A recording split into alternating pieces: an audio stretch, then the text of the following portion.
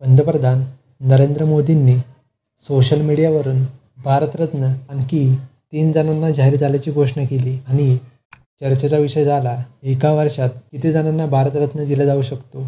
याचबरोबर भारतरत्न कोणाला दिला जातो, त्या व्यक्तीची निवड कशी केली जाते, भारतरत्न मिळाल्यावर त्या व्यक्तीला कोणत्या सुविधा मिळतात, मरणोत्तर भारतरत्न झाल्यास त्यांच्या कुटुंबियांना कोणत्या सुविधा मिळतात, अशा अनेक प्रश्नांची उत्तरे या व्हिडिओतून जाणून घेऊ.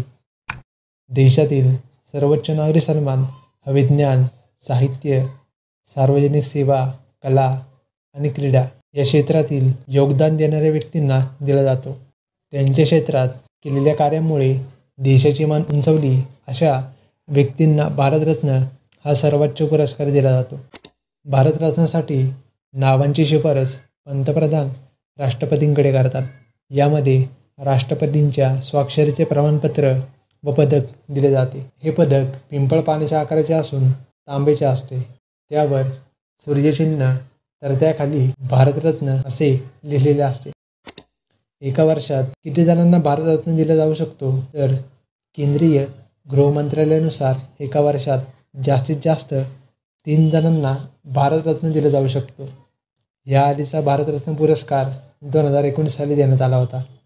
आता यामध्ये सरकारने काही बदल केले आहेत का, किंवा ज्या 5 व्यक्तींना पुरस्कार जाहीर झाला आहे त्यांना या आधीच्या वर्षांसाठी पुरस्कार दिला गेला आहे का, याबाबत कोणती माहिती देण्यात आली नाही.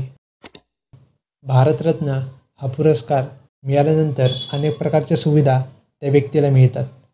पुरस्कारप्राप्त व्यक्ती कोणत्याही राज्यात गेली तर त्या राज्याकडून व्यक्तीचे अतिथी म्हणून स्वागत केले जाते. त्या व्यक्तीला कॅबिनेट मंत्र्याच्या समकक्ष VIP दर्जा दिला जातो. देशाचे राष्ट्रीय सण, स्वातंत्र्य दिन आणि प्रजासत्ताक दिनाच्या कार्यक्रमात विशेष अतिथी म्हणूनही सहभागी होऊ शकतात. पुरस्कार प्राप्तकर्ते विमान, ट्रेन आणि बसने मोफत प्रवास करू शकतात. त्या व्यक्तीला सरकार वॉरंट ऑफ प्रेसिडेन्सी म्हणून स्थान देते, ज्याचा उपयोग सरकारी कार्यक्रमांमध्ये प्राधान्य देण्यासाठी केला जातो. भारतरत्न मिळणाऱ्या व्यक्तींना राज्य सरकार सुविधा पुरवतात. जर एखाद्या व्यक्तीला मरणोत्तर भारतरत्न पुरस्कार जाहीर झाल्यास त्या व्यक्तीच्या कुटुंबातील सदस्यांना काही लाभ मिळतात. त्यात पत्नी आणि मुलांचा समावेश असतो. त्यांना राज्य सरकारकडून अतिथी म्हणून वागणूक दिली जाते. वैयक्तिक कर्मचारी आणि चालक देखील दिला जातो. अर्थात कुटुंबाला देण्यात जाणाऱ्या सुविधा याबाबत लिखित कोणतेही नियम नाहीत. भारतीय घटनेच्या अनुच्छेद 18(1) नुसार पुरस्कार मिळणारी व्यक्ती त्याच्या नावाच्या आधी भारतरत्न शब्द वापरू शकत नाही. भारतरत्न पुरस्कार देण्याची सुरुवात 1954 साली सुरू झाली.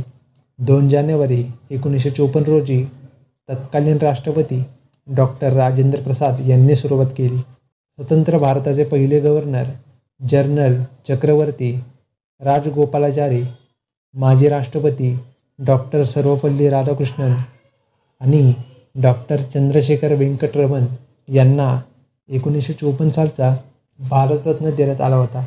2011 पर्यंत हा पुरस्कार फक्त कला, विज्ञान, साहित्य आणि समाजसेवा या क्षेत्रांसाठी दिला जात होता.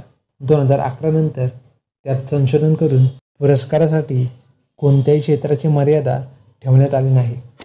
कोणत्या 3 पंतप्रधानांच्या कार्यकाळात जास्त भारतरत्न देण्यात आले, तर प्रथम क्रमांकावर पंडित जवाहरलाल नेहरू यांनी त्यांच्या 17 वर्षांच्या कार्यकाळात 13 मान्यवरांना भारतरत्न देण्यात आला होता. सध्याचे पंतप्रधान नरेंद्र मोदी यांच्या 10 वर्षांच्या कार्यकाळात 10 भारतरत्न देण्यात आले आणि 3ऱ्या क्रमांकावर अटल बिहारी वाजपेयी 6 वर्षांच्या कार्यकाळात 8 भारतरत्न देण्यात आले होते. यावर्षी 5 जणांना भारतरत्न जाहीर झाला असून बिहारचे माजी मुख्यमंत्री कर्पूरी ठाकूर, भाजपचे ज्येष्ठ नेते आणि माजी उपपंतप्रधान लालकृष्ण अडवाणी, माजी पंतप्रधान चौधरी चरणसिंह, माजी पंतप्रधान नरसिंह राव आणि 5वे कृषी संशोधक डॉक्टर SS स्वामीनाथन. पुरस्कार जाहीर झालेल्या 5 पैकी लालकृष्ण अडवाणी वगळता अन्य सर्वांना मरणोत्तर भारतरत्न पुरस्कार जाहीर झाला आहे.